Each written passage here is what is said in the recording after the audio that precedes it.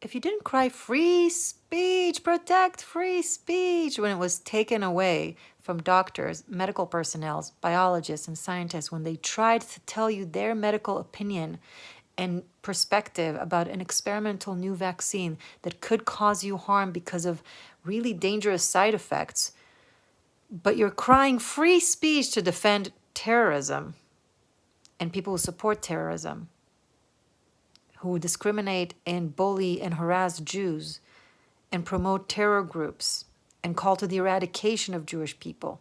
If you didn't cry, free the hostages, many of which were American hostages, by the way, but you are now crying to free Mahmoud Khalil, who supports the terror group Hamas that has abducted these hostages as a terror act based in anti-Semitism and Nazism. You are very likely what we like to call, possibly, an anti-Semite.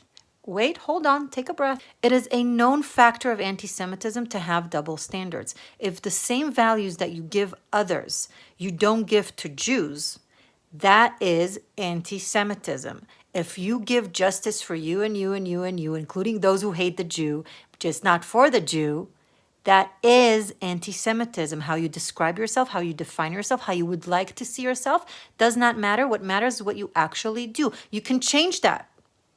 You can become aware of it and make changes and become a different person who isn't anti-Semitic. You can become a recovering anti-Semite.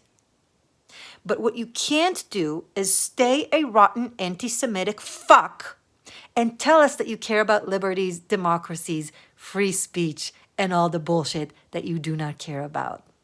The Constitution absolutely protects free speech, even when it's abhorrent. What it doesn't protect is hate crimes and acts of support of terrorism and discrimination and violation of the Civil Rights Act, specifically Title number 6, if you want to Google it.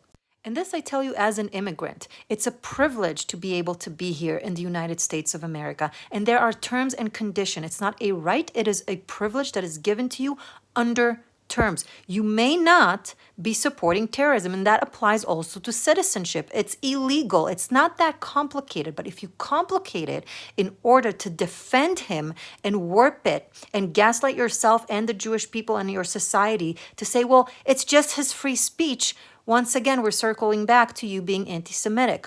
This is an opportunity for you to face yourself in the mirror.